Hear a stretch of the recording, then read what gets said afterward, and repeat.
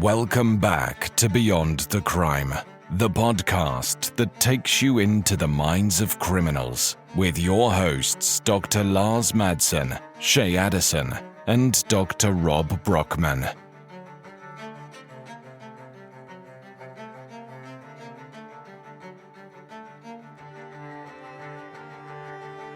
Welcome, everyone, to another episode of Beyond the Crime. You're here with Shay Addison, myself. Hello, everyone.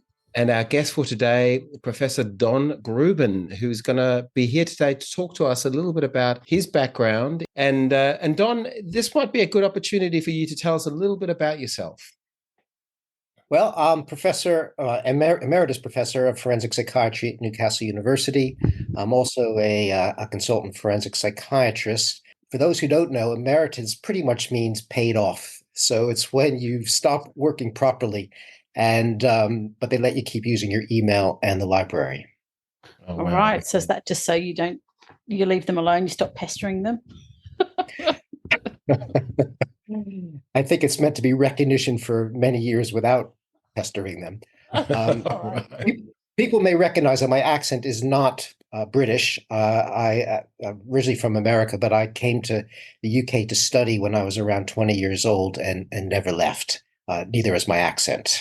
Oh, Don, for the listeners as well, Don, of course, was my PhD supervisor when I was at the University of Newcastle in England. And that was hard work.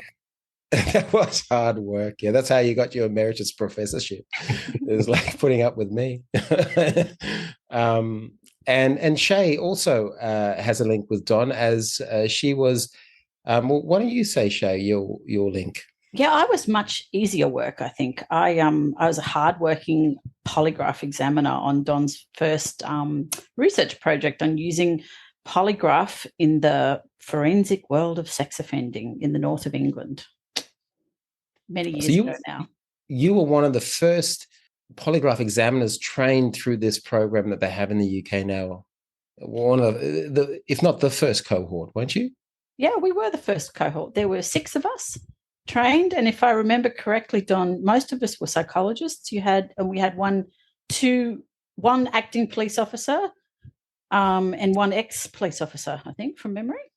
Yeah, that's correct. It actually wasn't the first project. There was a very small study just before you came on board, Shay. It was the Home Office at that time had what they called an innovation fund. So that was in the days when there was money about. So we used some of that innovation fund for really a proof of concept to see whether whether there was any mileage in polygraph. And it was after that we got the big funding for the study you were involved in. Yeah, that's right. Because I remember the American chaps came over, and that was part of Lars's PhD. Is that right? That's right. Yeah. Okay. They weren't trained. They were polygraph examiners from the US that came over. Yeah, that's right. Yeah. That's right. So Shay was in the first cohort of trained polygraph examiners in the UK. Yeah. We are, of course, here today to talk about lie detection and the polygraph and the research that we have had some involvement in at the very beginning, but obviously not over the last little while. So it might be useful to start off for listeners who are not familiar with this, and I'm sure that there are lots who aren't. Don, could you explain what a polygraph is and how it works?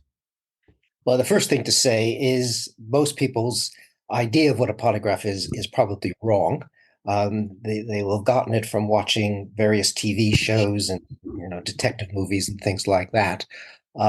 So I think the first thing to say is the polygraph is not, in fact, a lie detector, even though that's what people often call it. And that's one of the reasons why it's very controversial, because people say, well, there's no such thing as something that's going to detect lies. And they're probably right.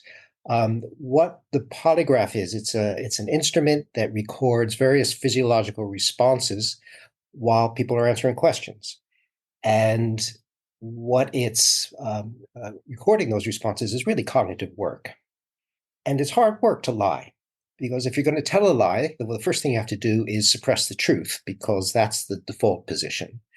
You also have all sorts of memories running through of what the truth is, and then you have to remember what your lie response is. So it's a lot of work. So you get responses in the what's called the autonomic nervous system, the nervous system that's it's not under your voluntary control, which is similar to the sort of cognitive work you do if you're trying to figure out a complicated math problem, if you're trying to remember something after somebody's asking you a question or whatever. So you're getting these this cognitive work that you're recording.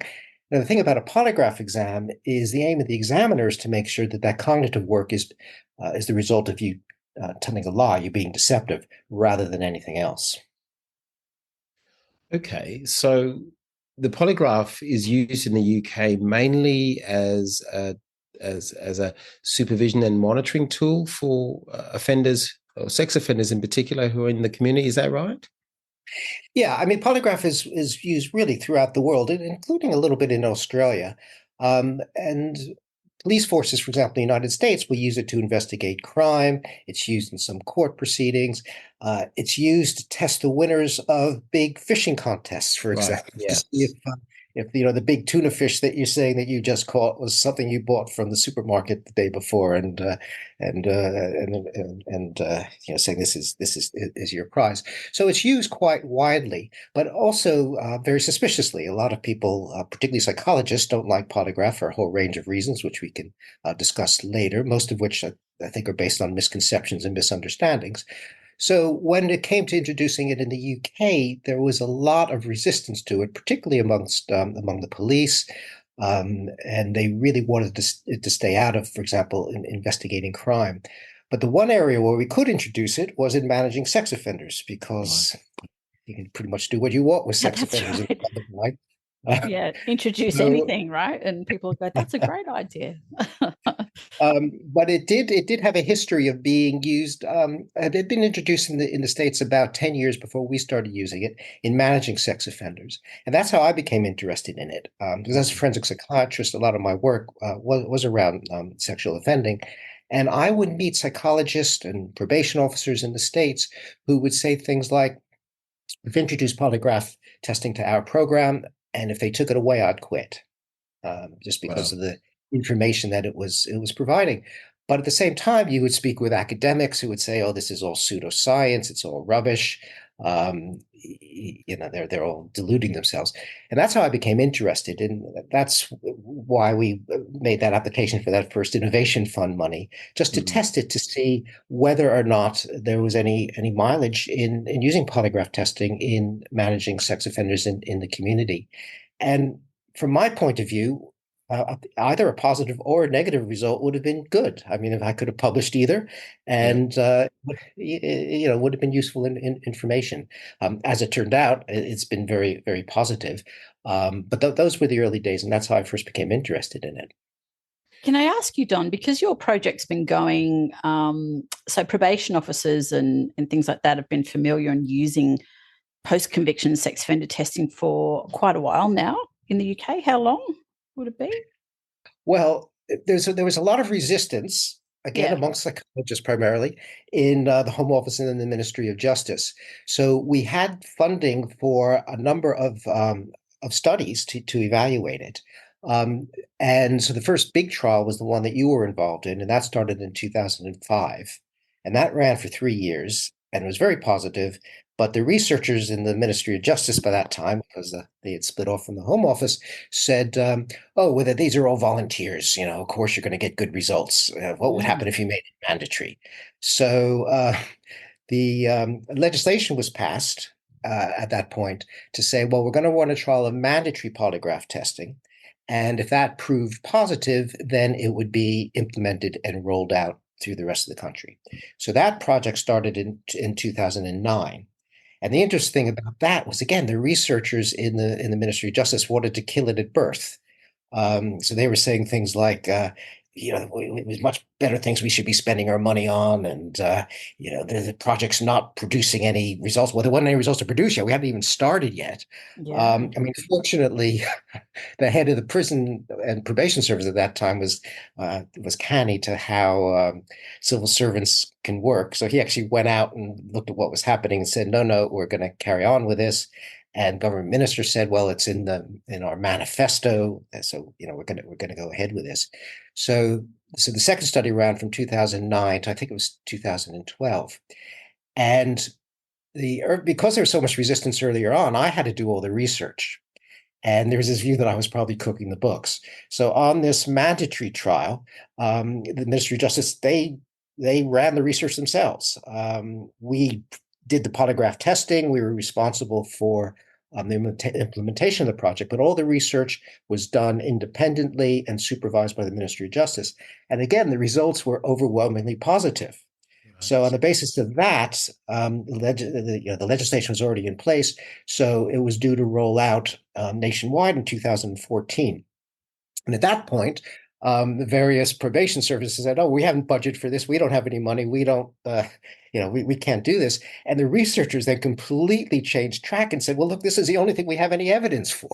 So if you want us now to support it, we'll go in full guns blazing and say you got to do this."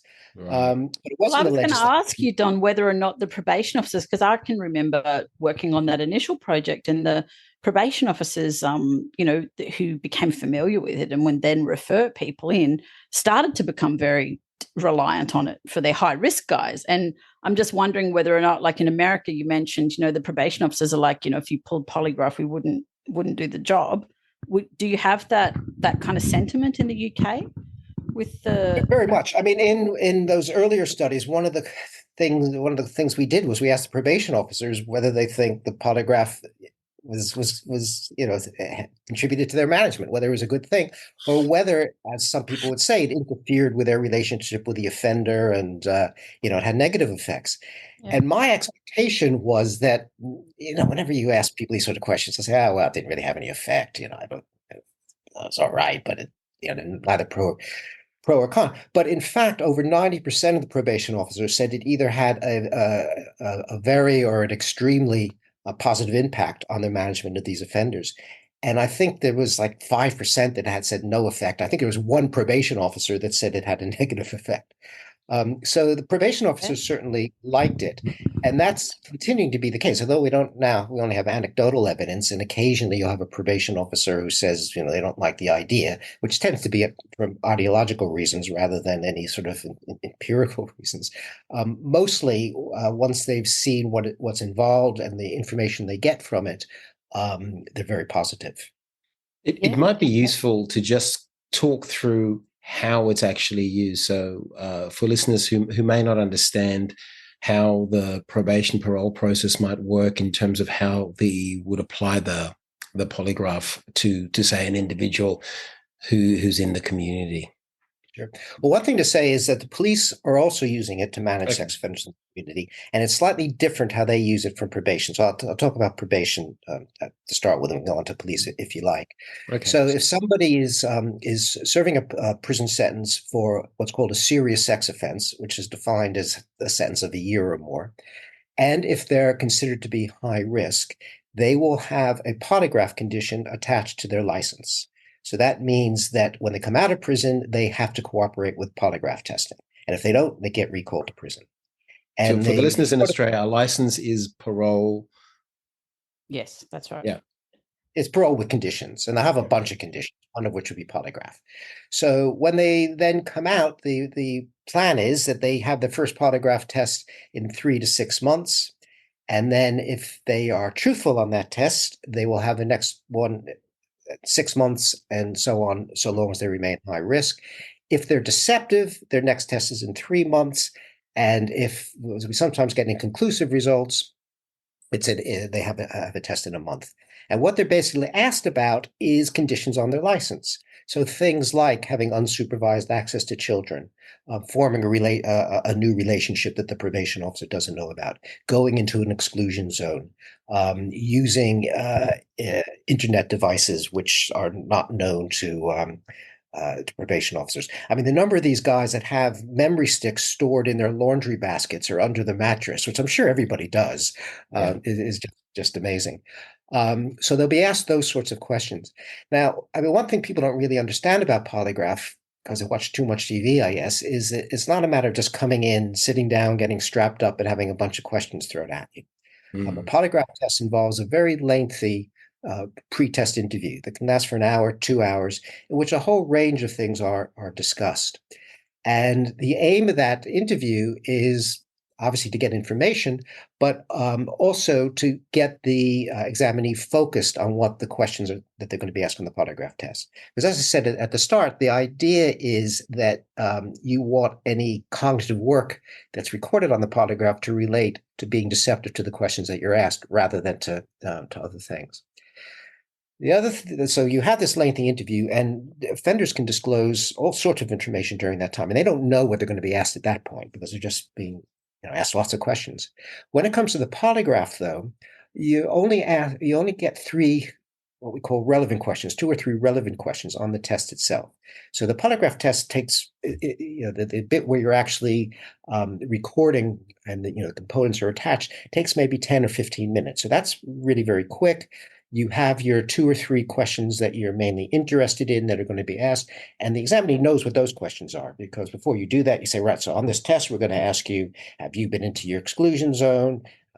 Do you have any relationships that you haven't told me about? And questions like that. So those questions then are repeated 3 times with some other questions that are thrown in for various technical reasons.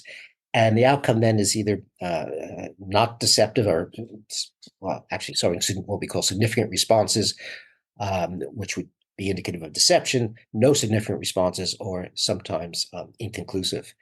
And then once the examiner has decided what the outcome is, we'll get the examinee back in. And if they're deceptive, they will then be told that, and they'll say, well, can you explain why you showed responses to these questions?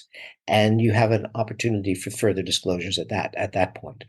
So what you get really is 2 bits of information from the polygraph. Firstly, whether they're deceptive or truthful to the questions that are being asked, which is clearly useful information, and then the disclosures. And the 2 are complementary to each other, and both are of use to somebody trying to manage an offender. Because if you get a no significant response, a truthful outcome with no disclosures, well, that's reassuring. That says, well, things are probably going pretty well. You're not missing anything. This offender is doing what he's supposed to do. If you get disclosures and then a no significant response or truthful response, well, you got that information from the disclosure. So that's information that you didn't have. So and this is information, like you're saying, before they actually get on the device, on the instrument, and then afterwards if they've had a response. So you're able to gather information about the areas that are of concern or of interest to the therapists that might be working with them as well, and also the probation. Well, the UK, for various political reasons, it's not offenders who are in therapy. It's not being used in therapy. Wow, it's only okay. It's only being used for supervision. And the reason for that is that when we were introducing polygraph, I said there was a lot of suspicion about it, and this is sort of pseudoscience, and it's American, it's not British anyway. So what are we doing with it? So the people that were in charge of the treatment programs didn't want anything to do with polygraph, even though it was widely used in American treatment programs. So, and that's really stuck. And partly it's because the treatment programs here are very manual based. So to introduce something into the treatment programs, it's not easy. So polygraph has never gotten into treatment here. It's always just been used for supervision. So, Don, is it fair to say that, just for the listeners, in terms of understanding that someone who's conducting polygraph examinations with sex offenders in this capacity has to be really good at interviewing, and they have to have a really good understanding of sexual offending to be able to interview someone extensively about their actual behaviour and their risk profile before they craft the questions that are relevant? Yeah, absolutely. When we're asked, when they're selecting polygraph examiners, say, well, what criteria should we be looking for? The number 1 on the list is being good interviewers. Yeah. And I guess number 1 is also having experience of working with sex offenders. So in probation, for example, I think one of their criteria is they have to have been working with sex offenders for, I think, at least 3 years or something like that. Because I think most people listening probably don't realise that they have the myth of the polygraph is a bit like the Meet the Fockers, you sort of strap it on and you're in an interrogation and it's all very, rapid. Whereas, the reality of it is you actually have to have staff that are very skilled at understanding the behavior you're trying to detect, so you have to have people that really have knowledge of working with offenders and how that works in the system. Well, absolutely, because what you get on the polygraph is people give little bits of disclosure. Yeah. And you have to know which of those are going to be important to then dive more deeply into. Yeah. You do need experience of that. And I guess slightly further down the list of criteria is they can't be tech phobic. They can't be frightened off by the fact that you're using a laptop and you have this very expensive polygraph box that you have to take care of and things like that. So but you need the interviewing skills is the main thing. I mean, one of the criticisms of polygraph is something called the bogus pipeline. Yeah. Which is an interesting concept, and it's actually. I mean, I sometimes talk about the 7 M's of polygraph, because people that don't like polygraph don't like it for a whole range of reasons, but they're usually based on one of those 7 M's. So sometimes it's just misunderstanding of how it's used and how it works. Sometimes it's sort of misinterpreting the research data, and we can talk a little bit later about how effective it is at actually differentiating truth from deception. Sometimes it's just because they have misconceptions about the whole sort of process. I mean, for example, in the UK, if you're deceptive on a polygraph, you can't be recalled to prison on that basis. You can be recalled to prison if you disclose things that are in breach of your license or another offense, or if you're deceptive on the test, and because of that, there's further investigation, and then you're caught having done things that you shouldn't have been doing. But simply not, showing response on the polygraph won't get you recalled to prison. But you read newspaper arguments with so-called experts saying, this is an awful procedure because people will be recalled to prison simply because they fail a polygraph test, and we know that it's not 100% reliable. So, things like that.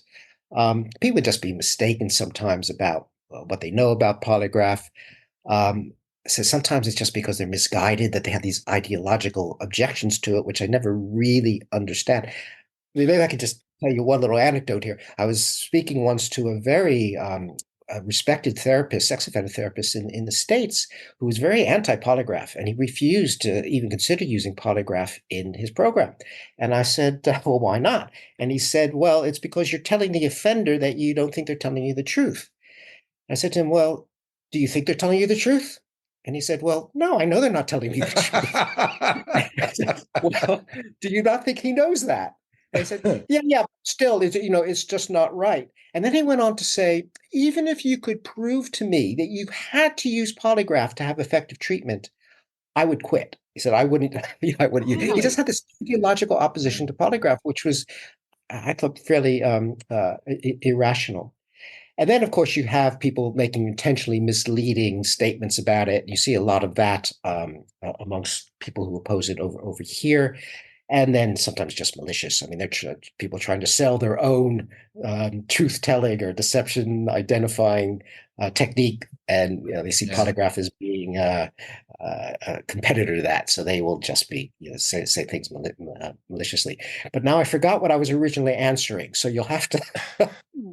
Well, carrying on. Well, let it incubate. It'll come back to you. What my comment about that? Your 7 M's. That's kind of new to me, but it kind of wraps up things. My experience of it also is that when you speak to people, you just mention it. Everybody has an opinion, even if they're just a lay person or someone who has no scientific or research background.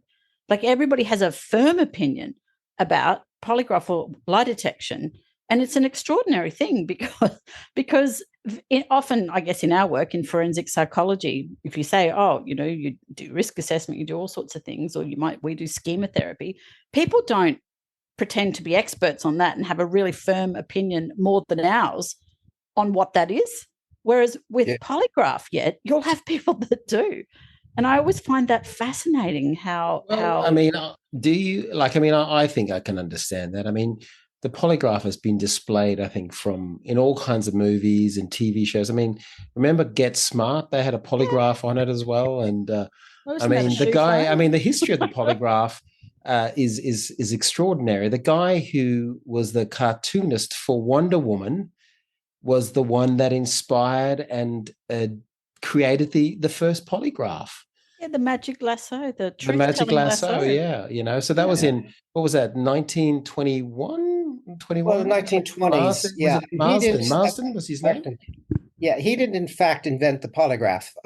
That was some others, but he's the one who sort of popularized it. But he just used blood pressure. He didn't use anything else. I mean, we actually haven't said too much about what the polygraph is actually recording.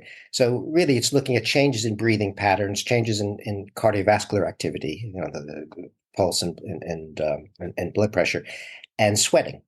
Those are all things that happen when you are concentrating on something, for example. And one of the difficulties, though, is that the polygraph's mode of action. So, why is that happening? How is deception determined? We don't know. We have theories, but we just don't know. So that's often one of the criticisms, and fits into one of the M's. Well, because we don't know how it works, then of course it's pseudoscience. Well, there's lots of things we don't know how chemotherapy works, so it doesn't make it pseudoscience. But there are, as I said, I mean, it does have to do with the sort of the salience of the emotional significance of what you're being asked about, and the work that's involved in trying to be deceptive to it. But we don't know much deeper than that. Well, so let's just capture something of so the polygraph, the way it's used at the moment in the UK is with convicted sex offenders who are on parole, on license. And they have particular kinds of conditions that they have to abide by in the community. They can't have people following them around and asking them, watching them all the time. So they have to trust that they follow these conditions. And then ordinarily what would happen is that the parolee will come in and they'll have an interview with their probation officer, who will ask them, have you been abiding by these conditions? And they'll have a conversation. And of course they have. Yeah. Of course they have. Yeah. The polygraph is the one that tests them in this through this process as to whether they actually have, and they spend an hour or two interviewing them in detail about these conditions and about their actions and about their behaviors before they even get on the device. And that's the information, that's the valuable bit for the for the probation officer, right? Because the two bits, the disclosures as well as the outcome of the test around these behaviors. Yeah. So they can know whether to increase or change things or reprimand or sort of act on risk, right? That's the strategy. Yeah, or whether things are going well. Yeah, which is reassuring. And can you relax conditions? But I remembered what I was saying before. I got distracted. I told you it'd incubate. Which is about the bogus pipeline. Oh, yes. So the bogus pipeline is an interesting concept which developed in the 1970s, and it was originally called the bogus pipeline to the soul. But critics of polygraph testing now call it the bogus pipeline to the truth. And a sociologist who actually developed this concept, and the idea was that if you're hooked up to something that you think is 100% lie detector, you're going to be much more honest in answering questions. So they would ask them questions about racist attitudes or homophobic attitudes or attitudes to women or whatever. And they found that they got much more truthful responses. It had something with chrome and whistles and hooked up to the photocopier. Is that what you mean? Yeah, you could be hooked up to the photocopier. Exactly. Yeah. So that's all the polygraph is. I mean, that's one of the criticisms, that people think that this is 100%, lie detector, and they're just giving you more information. So it's just used to really get confessions out of people. So that's what the criticism has been. But of course, there's been no evidence for that. People just say that, and they say it's a bogus pipeline process where that's why you're getting these disclosures. Well, there's a lot of reasons to believe that that's not true. And just very quickly, I can tell you about a study that we did where we got students and we got them into groups. And basically we said, look, this is a psychological study. We want to see that if people do exercises in groups, that they then do better if they're giving some questionnaires that they have to do on their own. And we then had a confederate sitting at each table, so that they were given instructions on what to do. The invigilator then left the room to answer a phone call, and our confederate cheated on these tests. And we did, and basically one of the tests, it was sort of impossible to do. So, but the confederate cheated to get the result of it. And in order to make people's interest, we said, and the winning group would get £500 that they could donate to whatever charity they liked. And there really was £500 that they could donate. We weren't lying about that. So they did this, and then we got them back the next week as individuals for their debrief, and we said, your table did really, really well, but we're concerned because you just did too well, really, and we think somebody might have cheated on your table. Did anybody cheat? And we divided them up into three groups, the individuals into three groups. So one group, they were just sort of asked about this and pressed on and said, well, we really do think someone was cheating. And, they would say, yes or no. Then we had a group that we said, well, look, we've got this lie detector that it's 100% accurate. And again, we put all the bells and whistles on it. Would you be willing to take this and answer these questions? And then we had a third group. We said, well, we got this apparatus that's pretty good at detecting lies. I mean, it gets it sort of 3 out of 4 times, but it's not perfect. So it's right about 75% of the time. Would you be willing to answer the questions on this? So that's basically the bogus pipeline experiment with a third condition thrown in. So the ones that didn't have anything, that were just, did you cheat? I know you cheated. Did you cheat? About a third of them disclosed. These are just students. So the 2/3 of them wouldn't admit that somebody at their table cheated. The 100% group, I think it was something like 85 or 90% of them gave up the information. Yes, somebody in our group cheated. That's the bogus pipeline effect. But the group that just had the 3/4 lie detector, we weren't sure whether they would be more like the ones who didn't have anything or the ones 100%. But again, their disclosure rate was the same as the 100% lie detector group. Wow. Okay. So that was a group with a 75% lie detector. And if you ask me, well, what is the accuracy of the polygraph? It's pretty, I think, well demonstrated now that it's somewhere between 80 and 90% accurate. So you get it right, 8 out of 10. Is that both for liars and for truth tellers? Yeah, and it depends a little bit where you set your thresholds.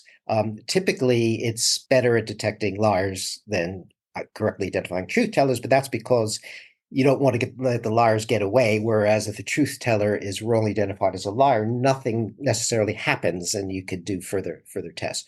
So for both, it's between 80%. Don, your American accent, just say liars again. Liar? With an S? With an S on it? Just say liars? Liars? Sounds a lot like Lars. So that can detect Lars at 80 to 90%. That's excellent. I might have to get one here in my house. We do actually have a polygraph. We do. We do have one in the clinic. Yeah. Can I ask you, Don, so you're saying the polygraph is fairly well documented between 80 to 90% accuracy. So tell us, what is the accuracy of just good old interrogators, good old human beings? Yeah. Well, there's been lots of studies into that and done in various ways. And on the whole, it's just a little better than chance. So somewhere between 50 and 55%. The best are the Israeli Secret Service. They did very well in a test, and they were, I think, 66% right. So they got it right 2 out of 3 times. So, detectives tend to get it around 60%, and these are people used to interviewing offenders who aren't telling the truth. They get it right about 60% at the time. There was a few studies that thought that criminals did pretty well, and so got around 6, again, as good as the Israeli Secret Service. But there's other studies that said no, that they couldn't replicate that. So I'm not sure if criminals do better or not.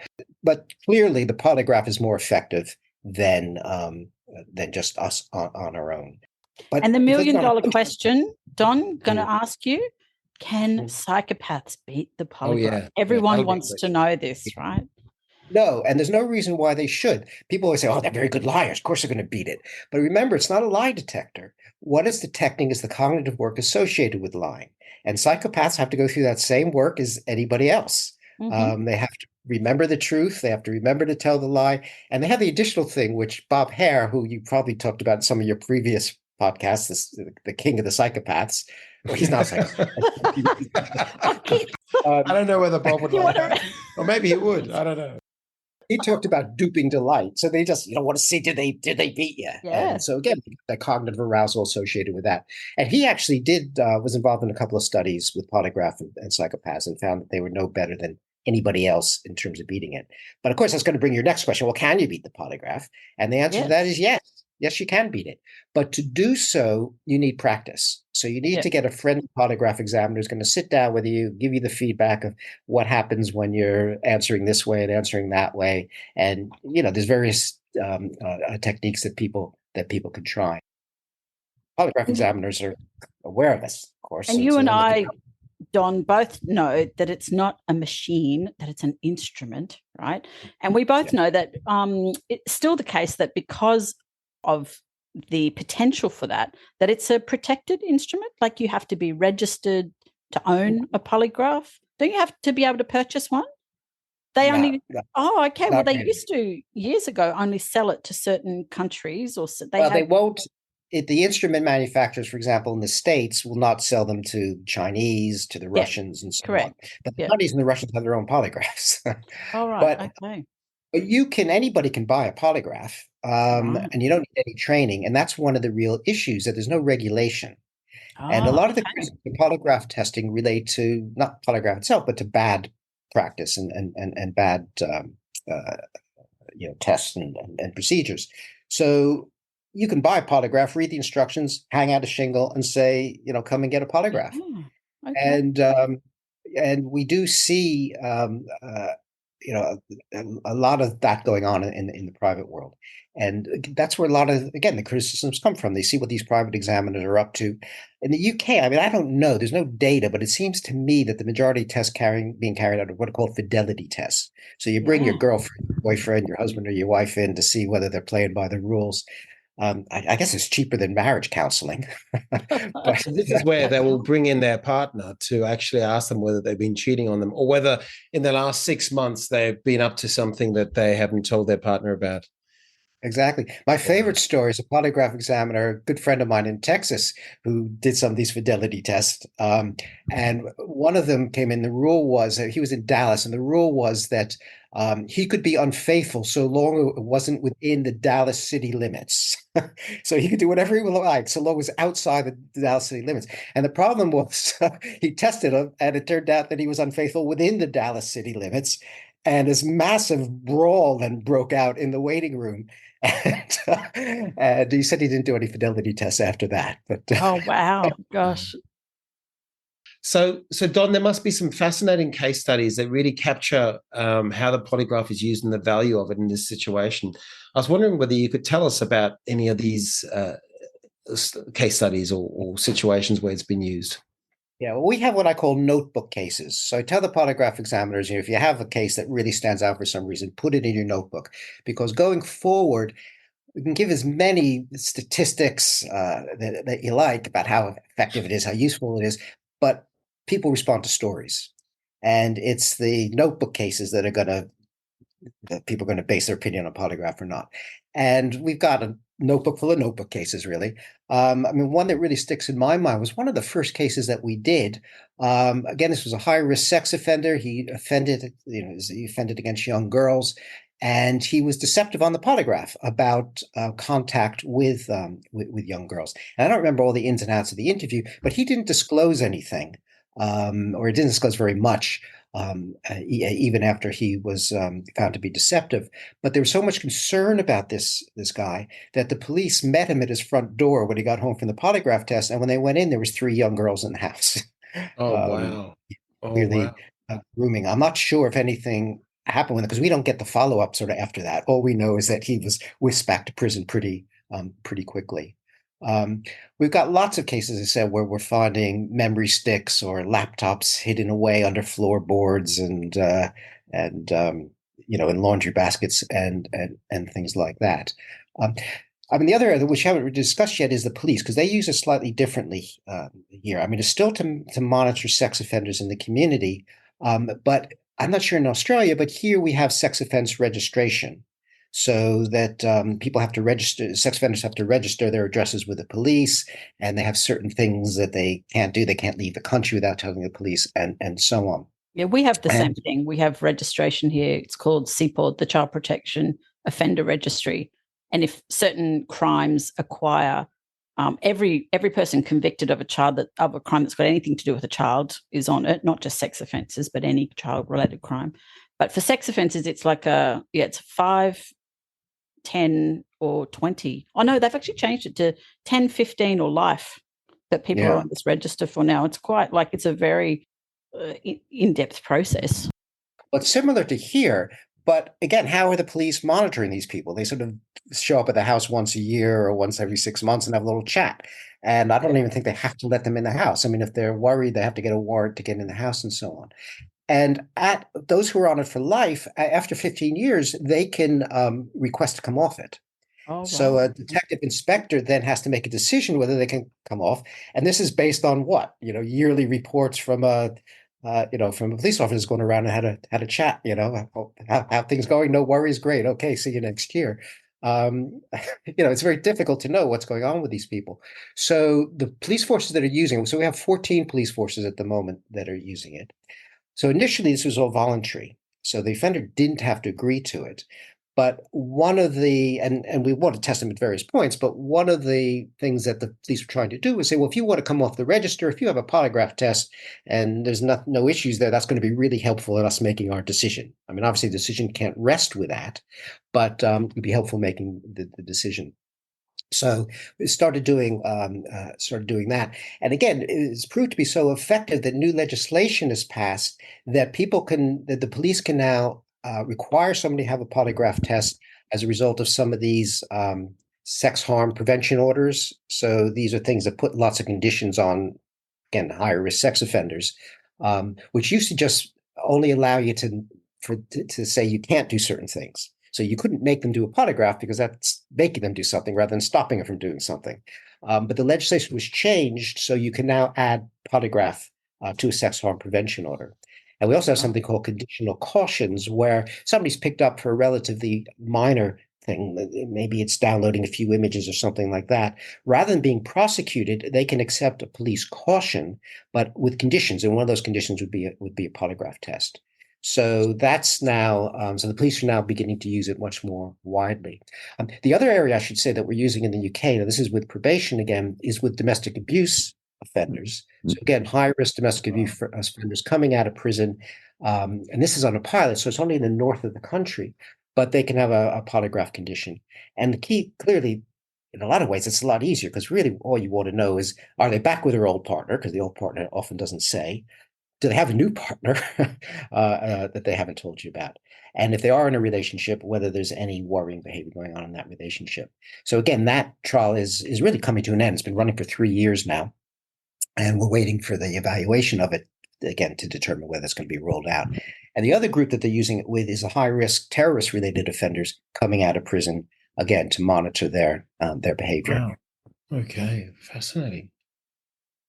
So obviously just coming to the end of our podcast, and we are a forensic schema therapy focused podcast. So we spend time kind of reflecting on schema therapy and working with forensic clients, and on also concepts and ideas and issues and how it can be applied to schema therapy or how it fits in with working using schema therapy.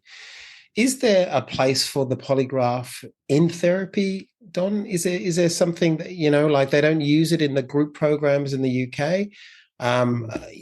It sounds like it would be perhaps really useful with certain kinds of offenders and in a therapeutic context in the way that they do it in the US. What are your thoughts about that? Well, I think there absolutely is a role for it, and it really depends on how you present it to the patient. Or I guess you guys talk about clients, don't you? But my world's just lawyers and prostitutes of clients. But it depends how you present it to it. So again, it's not about catching you out telling a lie. And when we first began to use it, my thought was this is more of a truth facilitator than a lie detector. Because if you think about it, if you've been untruthful either to a therapist or to yourself for months or years, how are you then going to turn around and say, you know what, I have been telling you the truth, or I've been concealing this from myself? It's a very difficult step to take.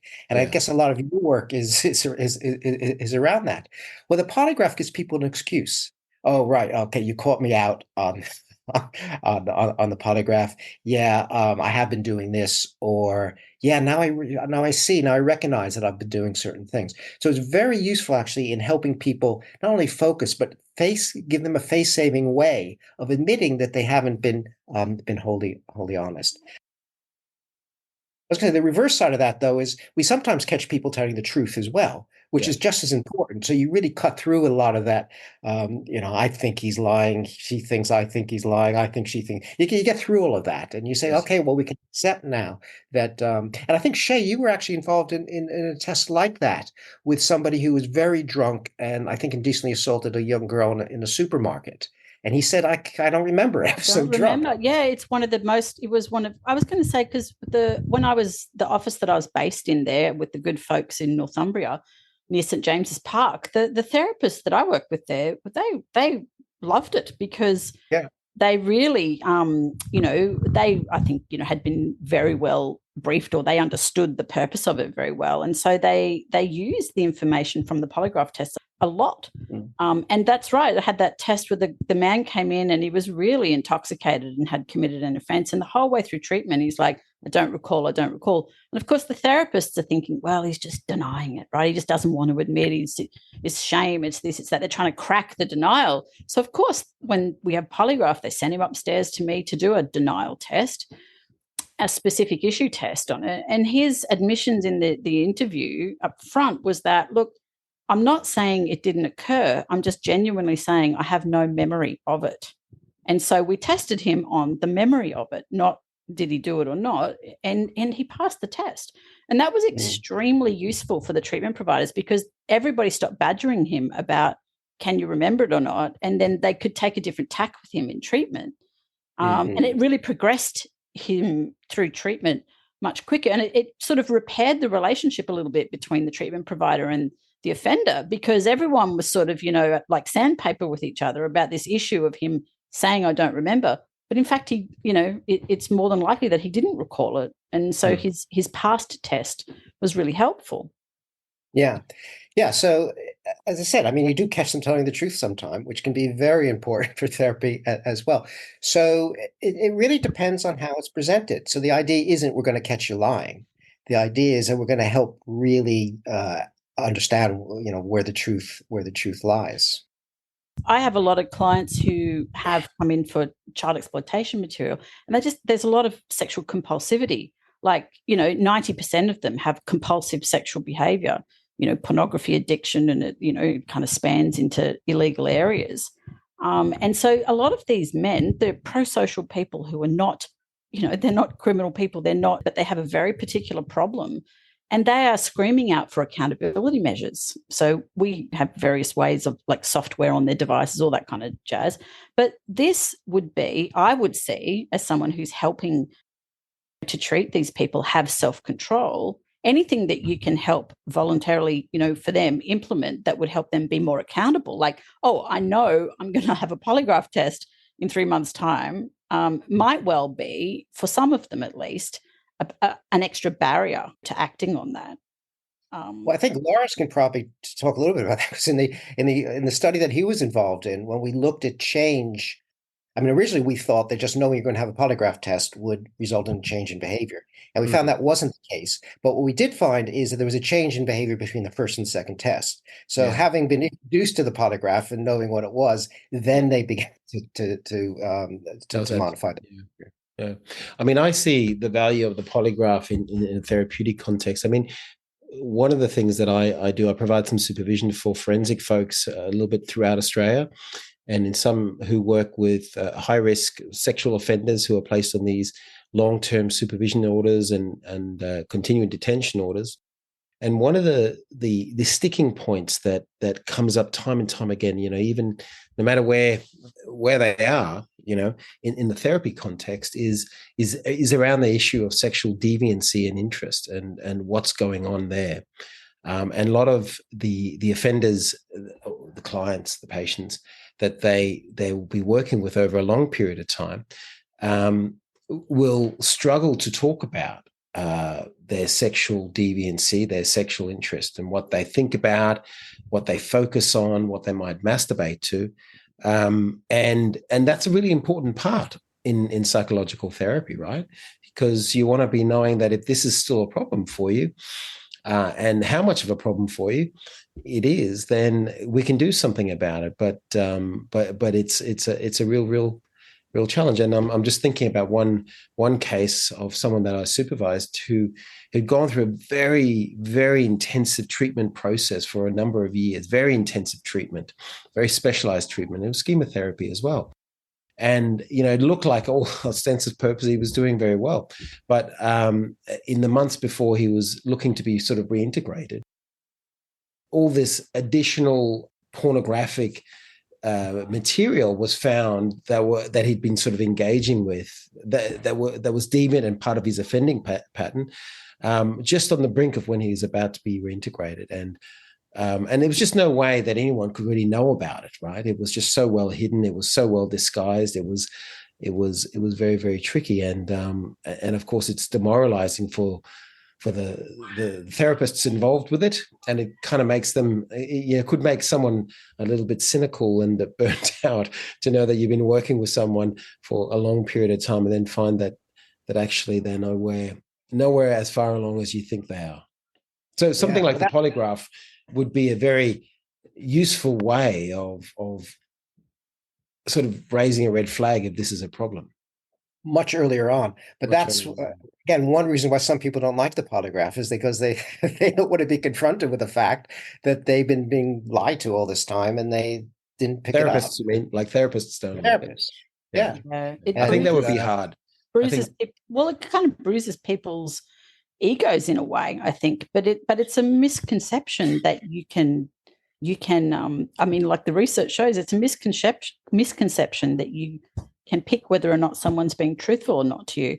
And I think if you've worked for long enough and in that field, you've been around long enough with working with high risk people, you know that people go in and out of prison all the time because they're picked up for things that they haven't told anybody. So it's a highly likely event. And I think therapists, that's part of the training and the supervision, isn't it? Like having people have realistic expectations about that potentially. Yeah, well, I've heard, I don't know firsthand, that in the intelligence community, so spies, what they say is that one needs the humility to believe that you could be deceived and the skepticism to believe that you are. But I think the humility I think the humility is the big part, because we like to believe that we're very good at people won't admit that they're good lie detectors, but they think they're pretty good at detecting lies in their partners. And you're just saying the research says that we're no good. We're just as good as flipping a coin. Well, a little bit better than flipping a coin, but not a lot. When I do talk, sometimes I ask somebody, do you think you're good at detecting lies in your partner? And there's always somebody that says they are. And at the risk of destroying a very happy relationship, I always say, well, have they ever gotten away with a big lie that you didn't know about? And they say, well, I don't know. So that's the point. You catch them sometimes, but they know when they're getting away with it and when they're not, so they can change their behavior in order to. I think one of the most interesting things, and Don, you're the professor, you're the researcher. Maybe this is a good research project. Not that you need it at your stage in your career, but I sort of think, when you work with high risk offenders, have special units that within corrective services that manage them, obviously, there's a very high base rate of lying in that population, right? So what happens, and understandably, is that within a very short space of time, even if someone's new into the space, there's just a lens across everybody that every offender is lying about everything all the time. And so it creates a very corrosive, suspicious, sort of punitive dynamic. And as a therapist, then having to work with that person in that situation, what it does is it has the potential to hijack therapy, because you have these offenders coming in that are just so pissed off about, constantly being treated like they're lying about everything all the time. And we really, they have traditional methods of surveillance and, monitoring and things like that. But it's a very, I can see the application of polygraph in that kind of context as being very freeing up of that dynamic between supervisors and supervisees, where at least you have some kind of data if some guy is telling them the truth, that they're able in some way to show that. And supervisors don't need to feel so anxious that they're going to miss something and they're going to be looked at like the newbie or the one that can't do the job. Yeah. So and I imagine that in therapy, Shay, I'm just reflecting that sense of anxiety and pressure. I think clinicians feel as well. They're wanting to believe the best in their client, right? Because you have to have a kind of like a positive view of them to some extent, right? Otherwise, it's going to be very difficult to do therapy with someone. And you have to kind of be open to the idea of believing them when they tell you something that, that this is the truth. But in the back of your mind, you're always kind of thinking, well, yeah, all right, is this really the truth or not? And within forensic and institutional environments, there is that culture. They're conning you. If you think they're doing too well, they've pulled the rug out from under your feet. They're conning you. They're very good con artists, and that's the message you can sometimes get back as a therapist, which can be very difficult to sort of have to integrate. Also in your therapy, sort of keeping this sense of skepticism. It wears people down and it just burns people out, right?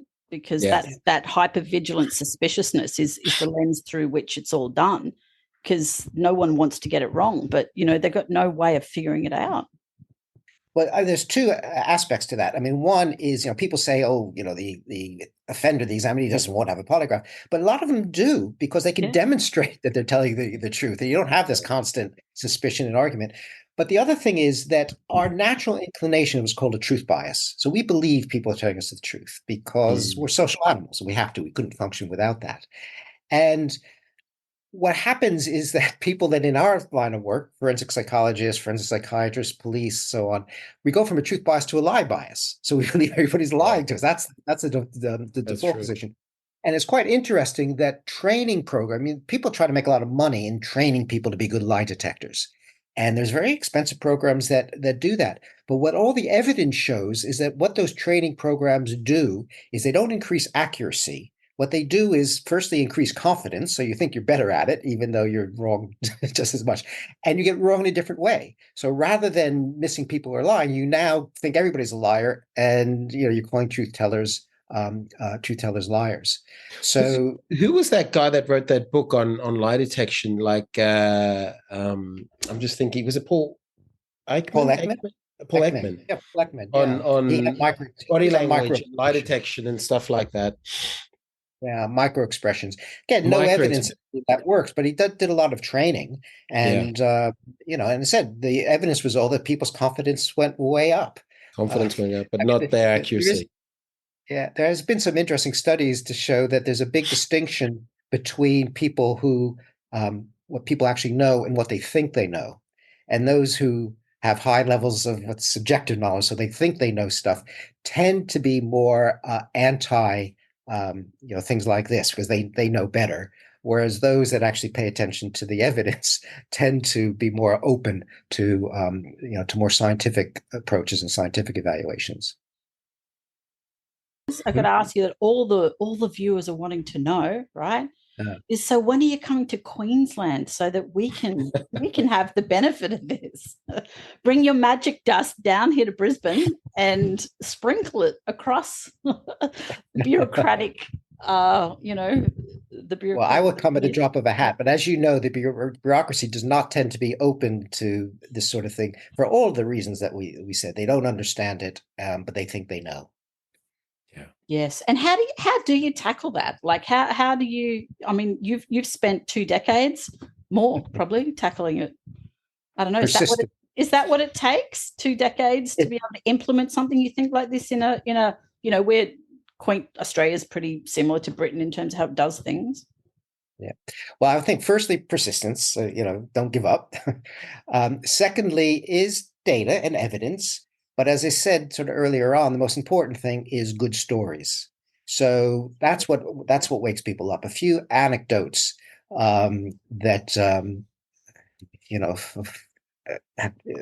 situations where it's worked really well is what gets people up and listening. And you need the data, but you need the stories also.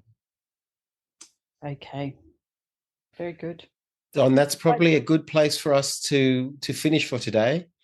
Thank you very much for coming on Beyond the Crime podcast. We are, of course, going to be having a part 1. This is part 1, and we're going to be having a part 2 where we analyze this podcast and consider polygraph, lie detection in schema therapy, specifically with our colleague Rob Brockman, who's not here today, but he will be with our part 2. So thank you very much, Don, for coming on the podcast. We may have you on again sometime in the future if you're also interested. I know that you have such an enormous breadth of experience and expertise in the forensic world that is really valuable to draw on, and is certainly very interesting, I think, for us to talk to you about, and for our listeners, no doubt, as well. So thank you very much. It's very kind. I think you probably want to get your listeners' opinion before getting me back.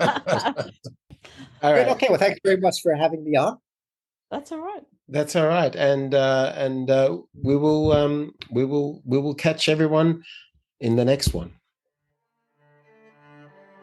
Get hands-on experience with schema therapy at the Forensic Schema Sessions live training. Visit psychclinic.com.au/workshops for more information.